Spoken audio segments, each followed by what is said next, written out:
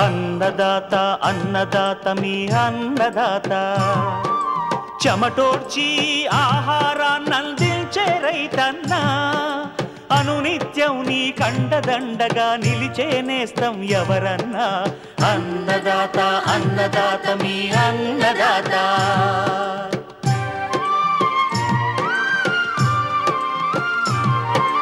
నూతన రీతుల సాగుబడికి, నూరింతలు పెరిగే దిగుబడికి సూచనలిచ్చే సస్య రక్షణకు, పశు పోషణకి శాస్త్ర విజ్ఞానం అందించి ముందుకు నడిపే తెలుగు రైతు భారతదేశానికి మకుటం అయ్యేలా తీర్చిదిద్దే ఆశయంతో మిమ్ము మేలు కొలిపేది అన్నదాత.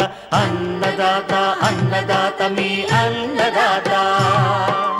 అన్నదాత అన్నదాత మీ అన్నదాత. అన్నదాత ప్రేక్షకులకు నమస్కారం. ఈనాటి ముఖ్యాంశాలు: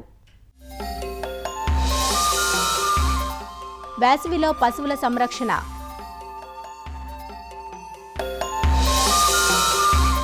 ఆర్కిడ్ మొక్కల నిర్వహణ, పెంపకం, ప్రవర్ధన విధానం, జాగ్రత్తలు, ఇంకా జై కిసాన్ వ్యవసాయ సమాచారం.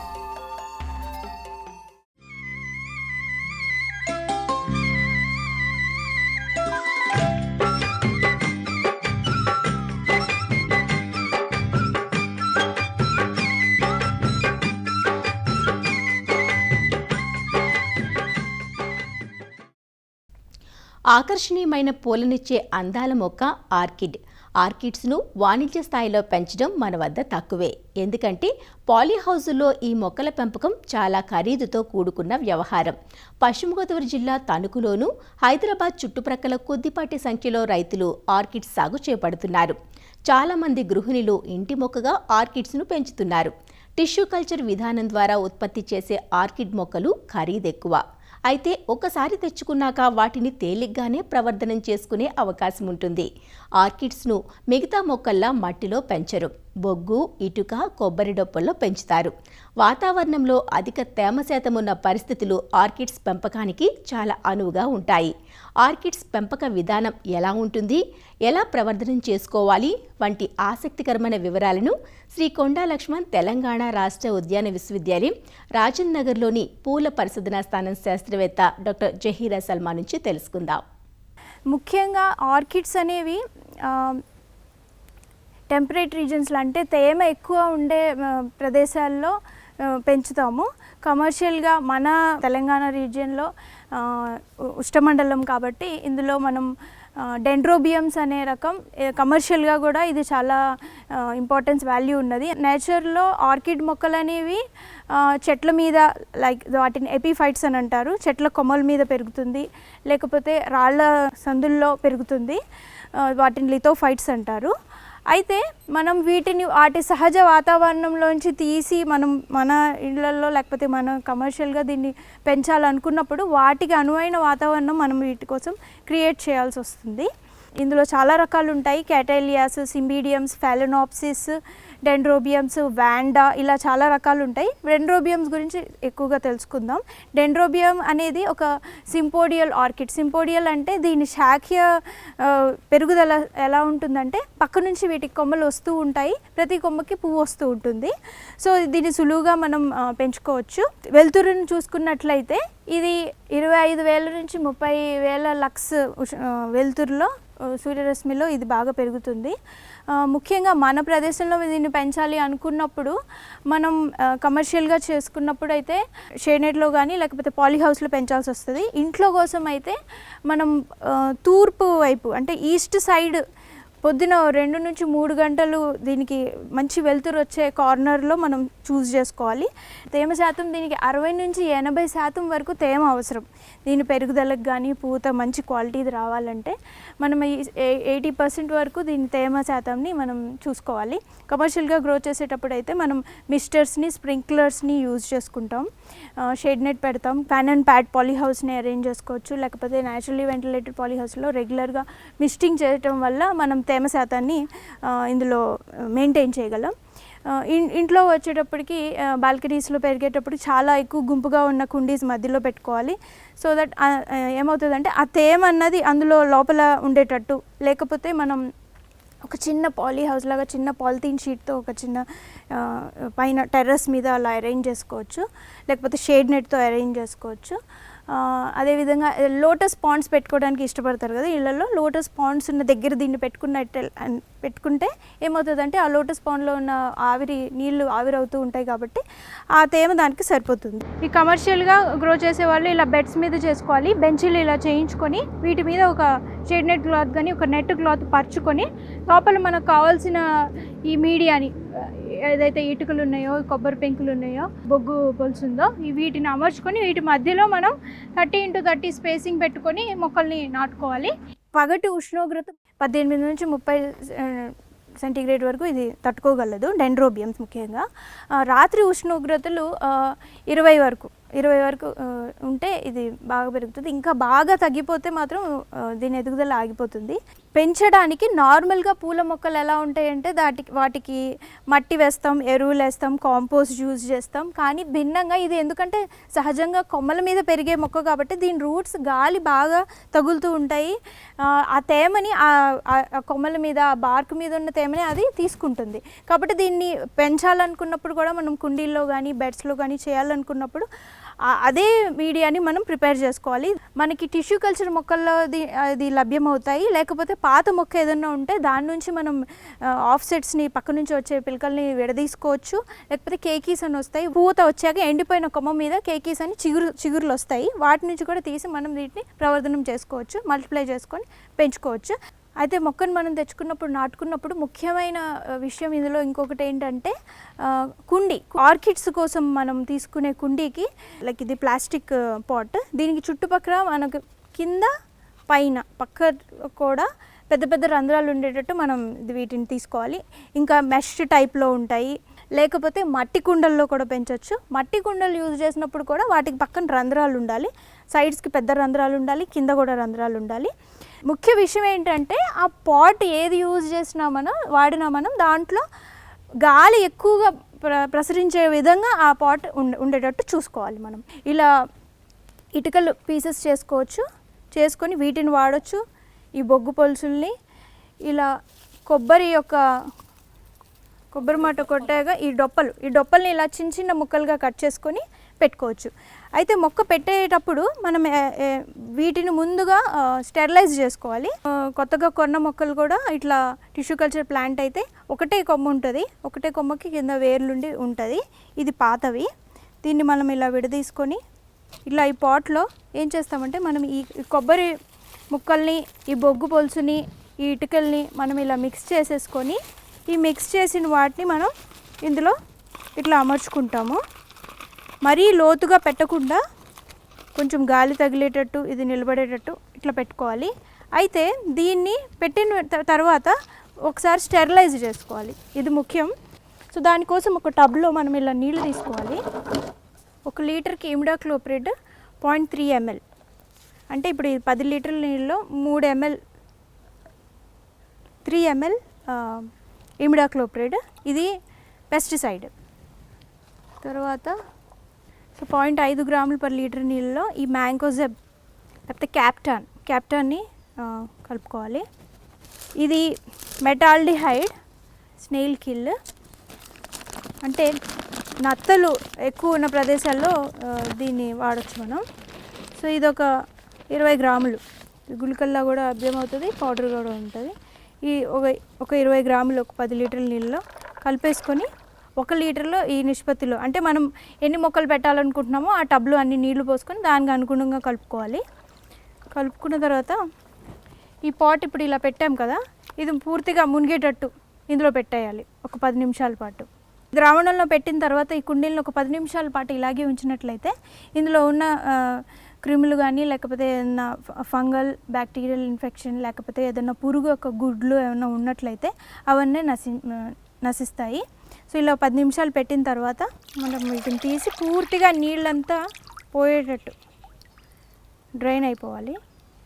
ఈ మొక్కలు నాటిన తర్వాత నుంచి వీటిని మనం ఏవి కాంపోస్టు అలాంటి ఎరువులు ఏమి వేయకూడదు.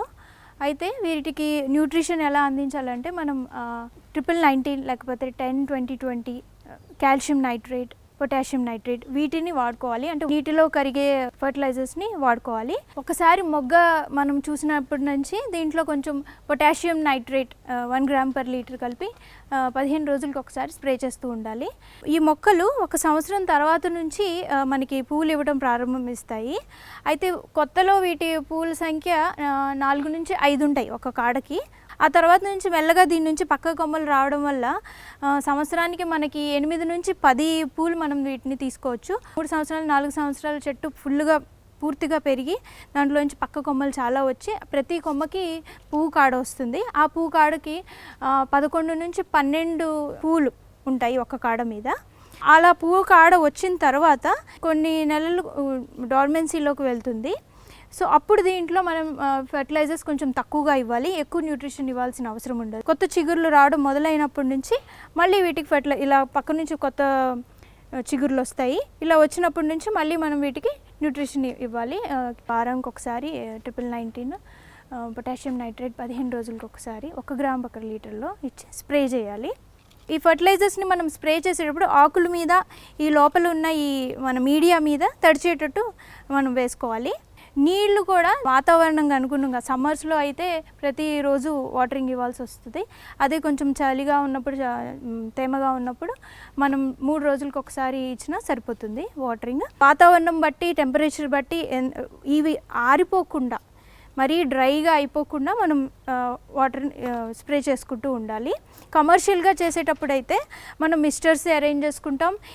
ఈ బెంచెస్ లాంటివి వాడినప్పుడు కింద స్ప్రింక్లర్స్ ఉంటాయి.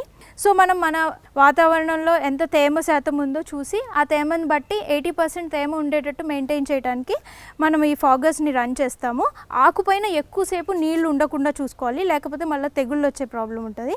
కాబట్టి ముఖ్యంగా కింద నుంచి మనం వాటరింగ్ ఇవ్వడానికి ప్రయత్నిస్తాం. కింద నుంచి వాటరింగ్ ఇచ్చినప్పుడు ఈ కింద ఉన్న ఈ మీడియా ఒకటే తడుస్తుంది కాబట్టి దీని గ్రోత్ బాగుంటుంది, మొక్కలు ఏ తెగులు లేకుండా పెరుగుతాయి. నీళ్ళు ఎక్కువగా స్ప్రే చేసి ఆకుల మీద ఎక్కువసేపు నీళ్ళు నిల్వ ఉండటం వల్ల ఇట్లా సుటి మోల్డ్ కూడా వస్తూ ఉంటుంది. కాబట్టి నీళ్ళు ఎక్కువ జల్లుకోకూడదు ఆకుల మీద పడకుండా.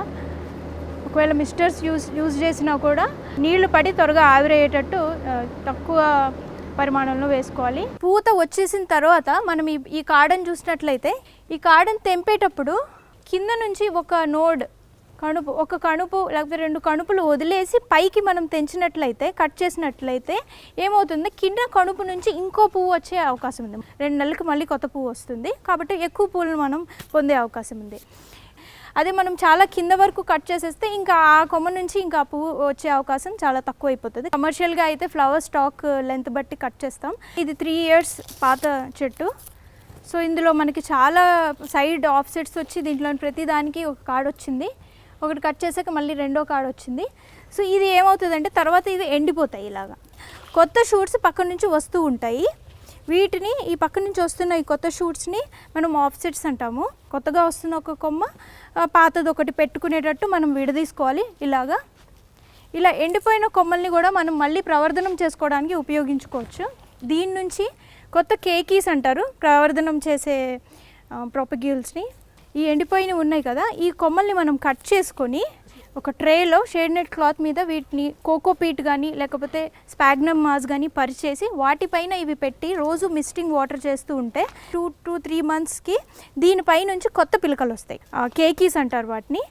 చెట్టు మీద ఉన్నప్పుడు కూడా కొన్నిసార్లు వస్తాయి, రేర్గా వస్తాయి. వాటిని తీసుకొని మళ్ళీ మనం కొత్త ప్లాంట్గా వాటిని నాటుకోవచ్చు.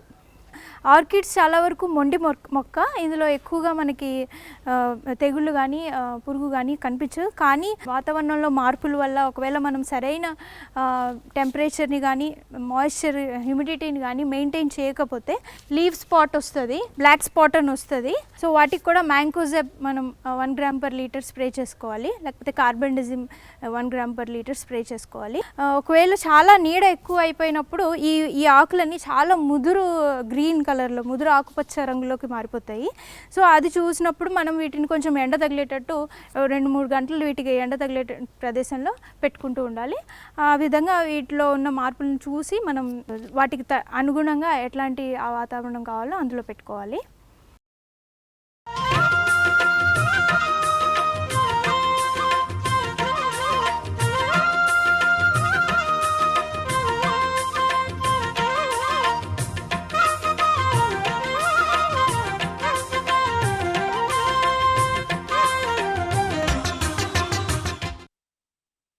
భానుడి బగబగలు మొదలయ్యాయి. వేసవి మొదట్లోనే ఇంతలా ఎండలు మండిపోతుంటే ఇక నడివేసవి ఎలా ఉంటుందోనన్న ఆందోళన అంతటా మొదలైంది. చెట్టు చేమ పశుపక్షాదులు సైతం ఎండ దెబ్బకు విలవిలలాడే ఈ కాలం పాడి పరిశ్రమకు గడ్డు కాలమనే చెప్పాలి. పశువులు ఒత్తిడికి ఎండ దెబ్బకు లోనై వ్యాధి నిరోధక శక్తిని కోల్పోతాయి. దీనితో పాల దిగుబడి తగ్గిపోతుంది. దీనికి తోడు ఈ కాలంలో పచ్చిమేతలకు కొరత ఏర్పడుతుంది. అందువల్ల పశువులను ఎండ వేడిమి నుంచి రక్షించడానికి కొట్టాల్లో ప్రత్యేక ఏర్పాట్లు చేయడంతో పాటు మేతల విషయంలోనూ శ్రద్ధ పెట్టాలి. వివరాలు అందిస్తున్నారు నెల్లూరు జిల్లా పశుసంవర్ధక శాఖ సహాయ సంచాలకులు డాక్టర్ గురుజయంతి.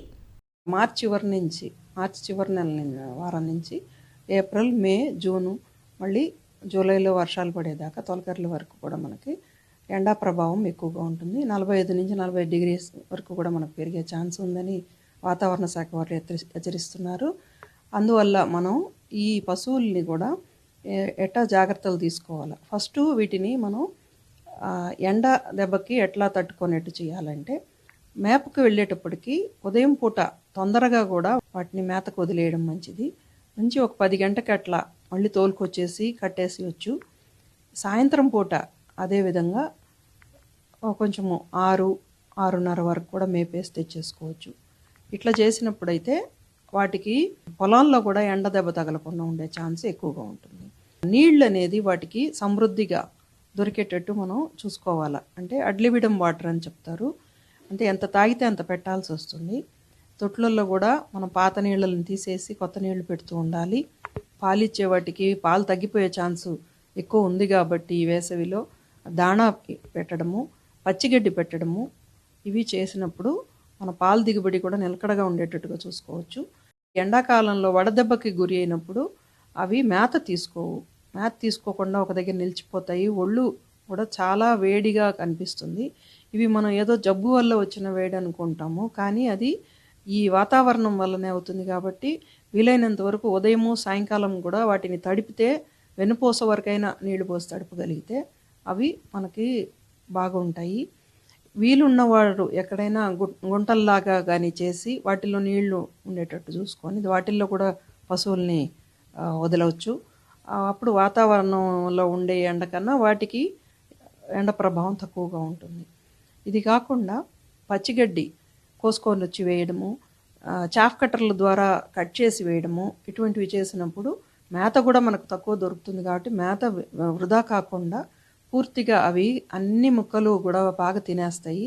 అట్ట తినేదానివల్ల కూడా పాల శాతం పెరుగుతుంది, వెన్న శాతం కూడా పెరుగుతుంది.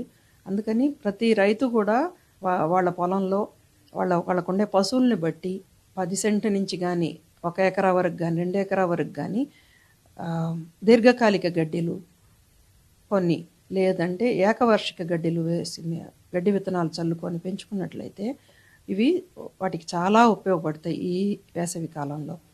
ఇవి కాకుండా ఎండుగడ్డి కూడా కావాల్సి వస్తుంది. ఎండుగడ్డి వాములని ఏమాత్రం వృధా చేయకుండా అన్నిటినీ కప్పి పెట్టుకొని వాటికి కొద్దిగా వేస్తూ అవి కూడా వృధా చేయకుండా జాగ్రత్తగా వేసుకున్నట్లయితే ఈ వేసవి కాలం మొత్తం కూడా వాటిని మేపుకోవచ్చు. రైస్ బ్రాన్ అని చెప్పే తౌడు, తర్వాత సజ్జలు, జొన్నలు, మొక్కజొన్నలు కానీ అటువంటివి విత్తనాలన్నీ కూడా ఒక 20 నుంచి 30% వరకు తీసుకొని వాటిని దంపించి, మరీ పొడిగా కాకుండా కొంచెం పరకలుగా దంపించి పెట్టుకున్నట్లయితే అవి కూడా మేతకు వాడుకోవచ్చు. తర్వాత నూనె గింజలు విషయానికి వస్తే నూనె చెక్కలు అంటాము వాటిని. టెంకాయ నూనె చెక్కలు కానీ, పత్తి చెక్కలు కానీ, ఏవి చెక్కలు కానీ సన్ఫ్లవర్ చెక్కలు కానీ ఏవి దొరికినా కూడా అవన్నీ మనము అది ఒక 20% మేతలో కలిపి పెట్టచ్చు. ఇవన్నీ కలిపి పెట్టేటప్పుడు ఒక 2% మినరల్ మిక్స్చర్ కూడా వేసుకోవచ్చు. ఒక 2% సాల్ట్ వేసుకోవచ్చు. తర్వాత బెల్లం కానీ వేసుకోవచ్చు. వేసుకున్నప్పుడు బయట కొనే దాణా కన్నా మనం తయారు చేసుకునేవి స్వచ్ఛంగా గాను బాగా ఫ్రెష్గా గాను ఉంటాయి కాబట్టి పశువులు ఇష్టపడి తింటాయి. దానిలో ఉప్పు బెల్లం కూడా వేస్తున్నాం కాబట్టి అవి బాగా జీర్ణం చేసుకునేదానికి కూడా వాటికి అనువుగా ఉంటుంది. మనం ఈ దాణా వేసేవాళ్ళు చాలామంది మొత్తం బకెట్లో కానీ తొట్లల్లో కానీ వేసేస్తారు. అట్లా కాకుండా కొద్దిగా వాటిని ముందుగానే మనం మేపేందు ముందుగానే కూడా తడిపేసి పెట్టుకొని లేదు ఉడకబెట్టి పెట్టుకొని తర్వాత వాటికి మేపినట్టయితే కొద్దిగా కూడా వేస్ట్ కాకుండా ఆ దాణా మొత్తాన్ని కూడా అవి తినేస్తాయి.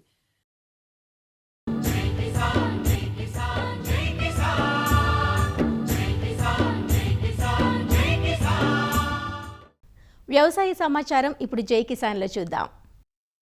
పంటల సాగులో రైతుల ఆలోచన ధోరణి మారుతోంది. సంప్రదాయ పంటలతో నష్టాలు ఎదురవుతున్న తరుణంలో విభిన్న పంటల సాగు దిశగా అడుగులు వేస్తున్నారు. అలా ఉమ్మడి గుంటూరు జిల్లా రైతులు ఈ మధ్య కాలంలో వెన్న పండుగా పిలిచే విదేశీ పండైన అవకాడో సాగు చేస్తున్నారు. సాధారణంగా ఇక్కడి రైతులు అధిక శాతం వరి, మిర్చి, పత్తి పంటలనే సాగు చేస్తుంటారు. అయితే గత కొంతకాలంగా ఈ పంటల సాగులో పెరుగుతున్న పెట్టుబడులు, చుట్టుముడుతున్న సమస్యలు, ఆర్థిక నష్టాలతో రైతులు నూతన పంటల వైపు దృష్టి సారిస్తున్నారు. ఈ క్రమంలో సామాజిక మాధ్యమాల్లో కొత్త పంట అయిన అవకాడో గురించి తెలుసుకొని ఒకరొకరుగా సాగుకు ముందుకు వస్తున్నారు. 130 మొక్కలు పెట్టినాడు 30కి. ఎండ దెబ్బ తగలకుండా సంవత్సరం పాటు ఎండ తగలకుండా ఉంటే బాగుంటాయి. దీంట్లో ఇక ఇయ్యనండి మిరదాట ఇదే మొలగ వేసాం. 3 నెలలు అయితే ఇటుకే చెట్లు నీడ ఉండాలన్నాడు. ఇవి అయితే ఎక్కువ తేలని వేసాం మొలగ చెట్లు. ఇప్పుడు దోసలు బేర్లు పెడతాయి. ఇక మిర అయిపోయింది కదా, సాల్లో ఖాళీగా ఉంటుంది ఎండాకాలం. బావి ఉంది, నీళ్ళని పెంచింగ్ వేసాం. దోసలను బేర్లు పెడతాం. పత్తి మిరదాట్లు పంటలేదండి, అయిపోయినాయి. పత్తి ఏం పంటలేదు. పుచ్చు వచ్చినాక మిరగాయలు తెగుళ్ళు వచ్చి అసలు ఇంకా ఇట్లా 4 ఏళ్ళు నీళ్ళు ఉండయి. అది వంగ తోట కూడా వేసాను, గంటలు కాసిన పెట్టా. కొత్త పంటగా ఉందని మా మేనల్లుడు అవుతాడు కిషోర్ అని, హైదరాబాద్లో సాఫ్ట్వేర్ జాబు. అయితే ఈ పంటలు మిర్చి ఇవన్నీ బాగా లాసులు వస్తున్నాయి, కాటన్ ఇవన్నీ ఈ వద్దు కొత్త పంటకు ఏదైనా వెళ్దాము, రాబోయే రోజుల్లో ఫ్యూచర్లో ఏది బాగుండిద్ది దానికి వెళ్దాం ముందు చూపుగా మనం ముందేస్తే మనకి మంచి లాభాలు వస్తాయి. అందువల్లనే వేసిన వాళ్ళ దగ్గరికి వెళ్ళారు. ఆవకాడకి చూసి అన్నీ చూసినాక ఆవకాడ సెట్ చేసుకున్నాడు. ఈ వేరే జామ, తైవాన్ జామ, వేరే రేగి చెట్లు అవి అని చూస్తే అవి ఎర్లీగా కాపు వస్తున్నాయి కానీ అవి ఉండట్లేదు. సంవత్సరానికంటే మళ్ళీ లాసులు వస్తున్నాయి. అవి తెగులు ఎక్కువగా ఉండి రాబోయే రోజుల్లో ఫ్రూట్కి ఎక్కువ ఉండిద్దని ఆవకాడకి ఇది చూసి దీన్ని వేయటం జరిగింది. అయితే ఫస్ట్ సమ్మర్లో కొద్దిగా ఇబ్బంది ఇట్ని వేసినప్పుడు, తర్వాత షేర్ నెట్టు ఈ పక్కన వేసినాక సపోర్టు బాగుండే మొక్కలు. గతంలో జామ, బొప్పాయి, యాపిల్ బేర్ వంటి పంటలను ఎంచుకొని సాగు చేసిన రైతులు ఇప్పుడు అవకాడో సాగుపై దృష్టి సారిస్తున్నారని నర్సరీ యజమానులు చెబుతున్నారు. ఇతర దేశాల నుంచి అవకాడో మొక్కలను తీసుకొచ్చి స్థానిక వాతావరణ పరిస్థితులు తట్టుకునేలా జాగ్రత్తలు తీసుకుంటున్నామని వారంటున్నారు. అలానే ప్రస్తుతం రియల్ ఎస్టేట్ భూముల్లో కూడా కొందరు స్థిరాస్తి వ్యాపారులు అవకాడో మొక్కలను నాటుకుంటున్నారని చెబుతున్నారు. జామ మొక్కలు ప్లస్ యాపిల్ బేరు ఇలా చాలా మొక్కలు ఇప్పటి నుంచో రైతులకు ఇవ్వడం జరుగుతుంది. వాళ్ళు ఏంటంటే చాలా వరకు దాంట్లో ప్రాఫిట్స్ తీసుకున్నారు. కాకపోతే ఇప్పుడున్న ప్రస్తుత ప్రాబ్లమ్స్ చాలా ఫేస్ చేస్తున్నారు. యాపిల్ బేర్లో కావచ్చు, జామలో కావచ్చు, ఈ పండుగ కానీ లేకపోతే పెస్టిసైడ్స్ కంట్రోల్ కాకపోవడం వల్ల కావచ్చు, వీటి వల్ల బాగా చేస్తున్నారు. కొంతమంది రైతులు ఏమైనా కొత్త పంట ఏంది అని అడగటం, ప్లస్ వాళ్ళు అవకాడో అయితే బాగుంటుంది అని అంటే ట్రెండ్ అవుతుంది బాగా. అయితే వాళ్ళకి ఏంటంటే ఎక్కడి నుంచో తెచ్చి కొంతమంది రైతులు తీసుకొచ్చుకొని వేరే కంట్రీల నుంచి అవి నాటిన తర్వాత చనిపోవడం అలా జరగటం పాపం వాళ్ళు రిస్క్ జరుగుతుంది సార్. మొక్కని సీడ్ ద్వారా ప్లాంట్ పెంచేసి ఇక్కడే గ్రాఫ్టింగ్ చేసి ఈ వాతావరణానికి అనుకూలంగా తయారు చేయడం జరుగుతుంది. మిగతా వాటితో పోల్చుకుంటే దీన్ని పెట్టుబడి తక్కువ, సస్యరక్షణ అంటే మందులు ఈ ఫర్టిలైజర్ వాడాల్సిన పని చాలా అంటే చాలా తక్కువ. ఇది లాంగ్ టర్మ్ క్రాప్, మినిమం 50 సంవత్సరాలు దీని లైఫ్ టైం ఉంటుంది. ఇక్కడ మనకి లోకల్ గుంటూరు, ప్రకాశం ఏరియాలు అంటే మిర్చి, మొక్కజొన్న ఇవన్నీ బాగా ఫేమస్ అండి. పత్తి వేస్తారు. వీటిల్లో కూడా అనుకున్నంత లాభసాటిగా లేదు. ఈ నల్లి, ఈ తామర పురుగు ప్లస్ ఈ వైరస్లు వచ్చి పాపం రైతులు చాలామంది ఇబ్బంది పడుతున్నారు. అలాంటి వాళ్ళు అందరూ ఏంటంటే లాంగ్ టర్మ్ ఒక 10 ఎకరాలు ఉన్న రైతు, ఒక 2 ఎకరాలు ఉన్న మినిమం ఇన్కమ్ గ్యారంటీ వచ్చేది వేసుకుందామనే ఆలోచనతో చాలామంది రైతులు ఉన్నారు. అవకాడో ఎందుకు పెడుతున్నామంటే ఈ మధ్యకాలంలో ఫామ్ హౌస్ కాన్సెప్ట్లో శ్రీగంధం, ఎర్రచందనం 20 సంవత్సరాల నుంచి 20 సంవత్సరాలకు కానీ ఆదాయం రాదు. సో ఇందులో అంటే 5వ సంవత్సరం ప్రతి సంవత్సరం ఆదాయం వస్తుంది కాబట్టి అవసరాన్ని దృష్టిలో పెట్టుకొని ఈ కాన్సెప్ట్ ఎన్నుకోవడం జరిగింది. ఉమ్మడి గుంటూరు జిల్లాలో ఇప్పుడిప్పుడే అవకాడో సాగు పెరుగుతున్నందున ఉద్యాన శాఖ రైతులకు సరైన మార్గదర్శకాలు అందించాలని వారు కోరుతున్నారు. మరిన్ని విభిన్న అంశాలతో రేపటి అన్నదాతలో మళ్ళీ కలుసుకుందాం. అంతవరకు సెలవు, నమస్కారం.